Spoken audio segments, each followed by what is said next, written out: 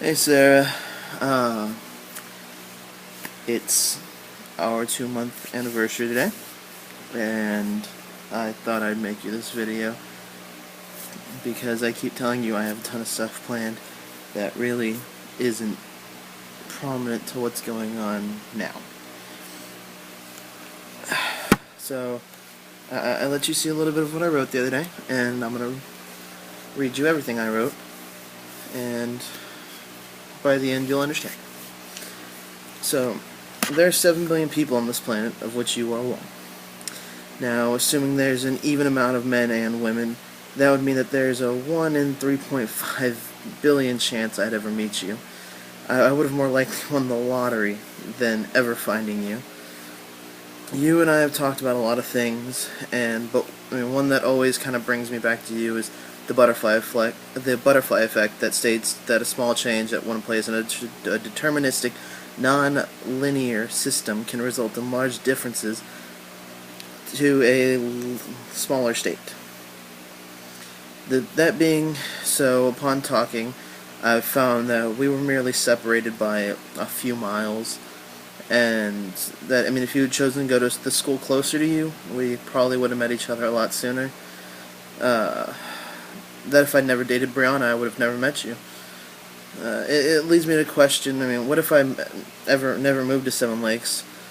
What would have become of us? There's no real answering, but I can say that multiverse theory promises me as many universes that we are together, that we aren't together, we are.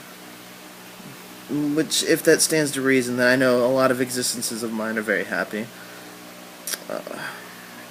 Like children, we kind of wandered into each other's lives. We were young and kind of stupid, and you were swayed by my boyish charms. On a side note, as I wrote this, I had a small feeling you would show this to other people. It's not that it bothers me, it's just that I don't really think they'd understand. They don't know the full story behind you or me or us, and nobody really does, for that matter. Sorry for the unnecessary kind of tangent, but back to what I was saying. I was young and stupid and very nearly lost you. What would have happened if I didn't? What if there's a parallel universe where because I didn't hurt you, we end up married or something? Or, on the other hand, you end up you get really hot and you end up a total bitch. Not saying you're not beautiful already, but crazy. Again, little unnecessary tangents. Continuing on, I spent 4 years bouncing back to you. I filled my time while you were single, until you were single again. It was an eye-opening time for me growing up. I learned a lot about you, you date guys who are overly jealous idiots, resulting in a lot of conflict. Like me. You're the biggest Harry Potter nut that I've ever met. Your head's in science, your heart's in politics. You used to be crazy shy, but now you have the most adventurous spirit. You go wherever the wind takes you. It's weird. I remember dating you in 8th grade, and I always make that joke that it was an investment. In a way, it's true. I saw so much potential in you. The body you'd eventually grow into, the smile that would one day not be hunkered down by metal. The style, I hoped we'd both grow out of. Look at us now. We went from the weirdest wannabe sceney couple to one of the preppiest couples ever. We're so stuck on the same wavelength, it's sick. I kind of wrote this over the course of a few days, so it kind of changed a lot, and I kind of lost my train of thought a few times. I know I may never be your first at things. I'll never be the first man you loved, the first boy you kissed, the first guy lucky enough to call you his girl. But considering that there are 3.5 million guys on this planet, it's pretty damn cool that I get to be 3 or 4. You see, I've learned a lot in life. You don't have to be the first person, just the last person hanging on.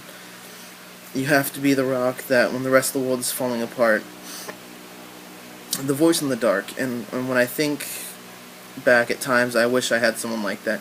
But in a way, I don't. I've been humbled by life. It beat and broke me down to a level of insignificance none should know. And in doing so, I learned to be the man you love today.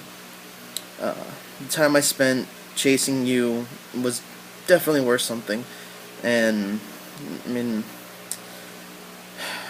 now, every day I'm lucky enough to hold you in my arms. I feel happier and closer to you than I ever could have imagined. You're perfect. For me, from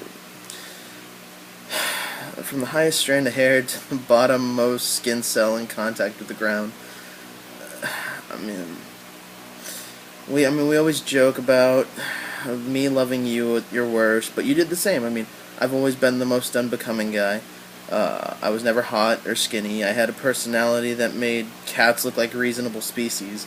My immaturity has known no bounds, from thinking I could live the way I was to even now watching Adventure Time and still thinking SpongeBob's the greatest fucking show ever made. I keep thinking I'll wake up and you'll never happen. I keep imagining one day you'll pull the rug out from underneath me and tell me it was all a ploy to toy with me. I hope not, and I see a depth in you that I've never seen before. The silly ways you pout your lips all the time when you don't get your way. The way your eyes, they just kind of light up with everything you do. The way you're so white, I could use you as a light source. I'm just playing about that one, but yeah. I love you in ways words could never describe. I can only see, the greatness in you. I can only so much otherwise. Well, I lost myself. It may lose its depth. If I were to try to go into detail, it would never even remotely compare to how great you really are. I believe love isn't based on being totally open with the person and all that. I believe it's knowing enough to take the risk and to love them despite that level of mystery. There's a level of excitement in our relationship when there's that risk. And, looking at us, that risk is huge. I know you feel it. That innate fear we both have of getting hurt. We both have a past of hurting each other, and the risk is a level of excitement that makes the relationship that much better. I am who I am. Hold on.